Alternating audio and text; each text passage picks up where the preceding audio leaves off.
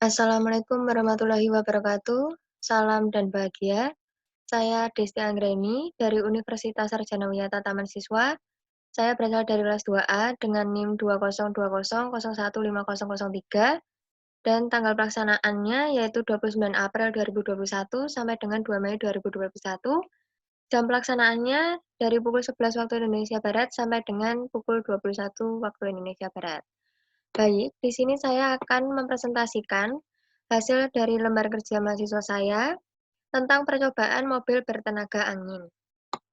Yang pertama, saya akan membacakan jadwal pelaksanaannya.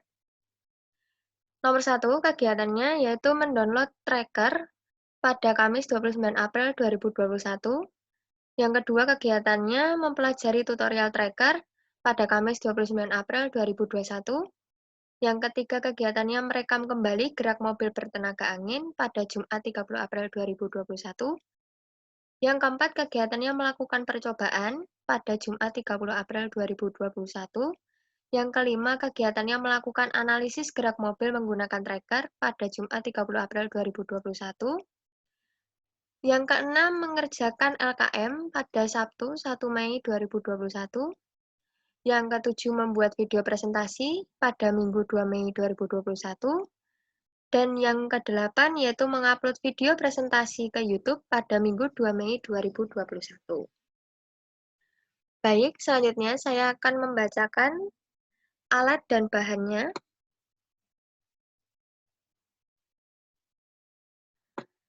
Baik, alat dan bahannya yaitu ada solder, fungsinya untuk membuat lubang, jumlahnya 1. Lalu ada software tracker atau mendownload di website yang sudah tersedia, fungsinya yaitu menganalisis gerak mobil melalui video, jumlahnya 1. Lalu ada botol bekas atau kotak susu bekas atau bahan lain, fungsinya untuk membuat bodi mobil, jumlahnya 1. Lalu ada sedotan plastik, yaitu fungsinya untuk membuat poros roda dan alat meniupkan udara ke balon, jumlahnya 3. Lalu berikutnya ada tusuk sate atau sumpit atau lidi, fungsinya yaitu untuk membuat poros roda, jumlahnya 2. Lalu ada tutup botol atau roda mainan bekas atau sendal karet bekas, fungsinya untuk membuat roda, jumlahnya 4. Lalu ada balon karet, fungsinya yaitu untuk membuat mesin atau pendorong, jumlahnya 1. Baik, yang selanjutnya saya akan membacakan tentang hasil dari pengamatan saya. Baik, berikut ini adalah hasil dari pengamatan melalui aplikasi software tracker. Lalu ini lanjutannya.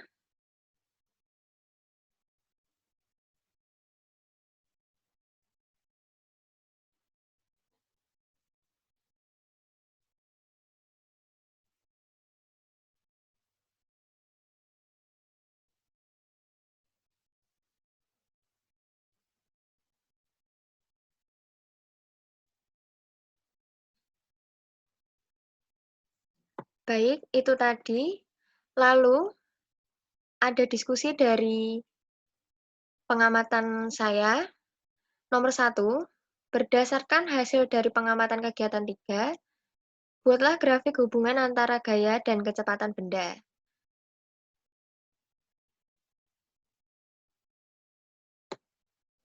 Baik, berikut ini merupakan grafik dari gaya dan kecepatan. Lalu, hasil diskusi nomor 2, berdasarkan grafik nomor 3, bagaimana hubungan antara gaya dan kecepatan gerak benda? Jadi, hubungan gaya dengan kecepatan gerak benda berdasarkan grafik nomor 3, yaitu semakin besar gaya yang diberikan pada suatu benda, maka semakin cepat juga gerak benda itu. Dan sebaliknya, jika semakin kecil gaya yang diberikan terhadap suatu benda, maka akan semakin lambat gerak benda itu. Lalu selanjutnya, hasil diskusi pengamatan nomor 3. Berdasarkan hasil pengamatan kegiatan 3, buatlah grafik hubungan antara gaya dan usaha. Berikut ini adalah grafik dari gaya dan usaha. Hubungannya sebagai berikut.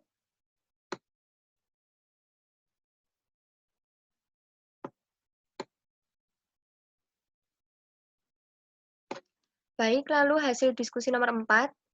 Berdasarkan grafik nomor 5, bagaimana hubungan antara gaya dan usaha?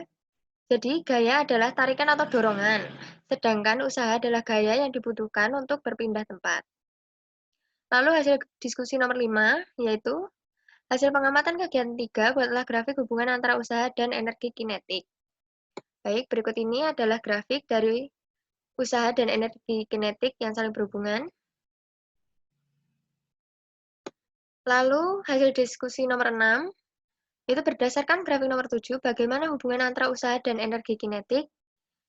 Jadi, jika sebuah benda mengalami perubahan, maksud saya kelajuan, maka besar usaha yang dilakukan sebesar perubahan energi kinetik yang terjadi pada benda tersebut.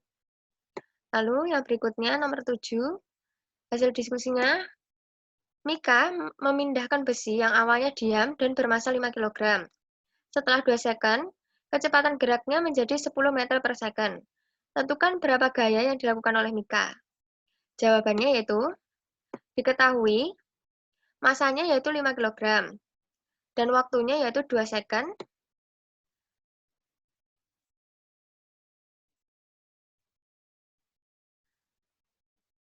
Lalu, ini ada 0 meter per second dan 10 meter per second. Ditanya, gayanya yaitu percepatan atau A sama dengan dalam kurung V T kurangi V0 per T sama dengan 10 meter per second dikurangi 0 meter per second per 2 second, sama dengan 5 meter per second kuadrat.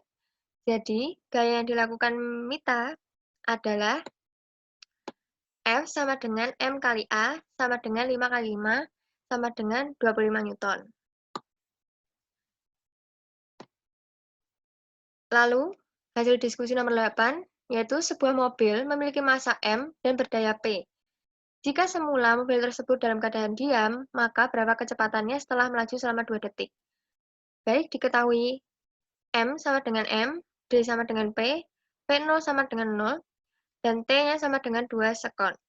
Ditanya, VT-nya, dijawab, P sama dengan W per T, P sama dengan P kali S per T, P sama dengan M kali A kali S per T, P sama dengan M kali VT kuadrat kali 2 per 2T sama dengan akar 2 PT.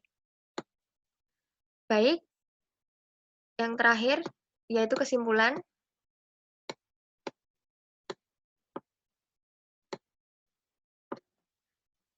Jadi berdasarkan seluruh kegiatan, buatlah kesimpulan apa saja yang sesuai dengan tujuan kegiatan ini.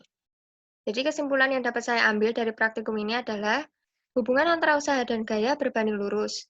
Besar kecilnya gaya dapat mempengaruhi cepat dan lambatnya suatu benda bergerak. Dan hubungan antara usaha dengan energi kinetik adalah besarnya suatu usaha yang dilakukan oleh suatu benda bergerak sama dengan besarnya perubahan suatu energi kinetik benda. Baik, itu tadi adalah presentasi yang dapat saya sampaikan. Kurang dan lebihnya mohon maaf. Wassalamualaikum warahmatullahi wabarakatuh. Salam dan bahagia.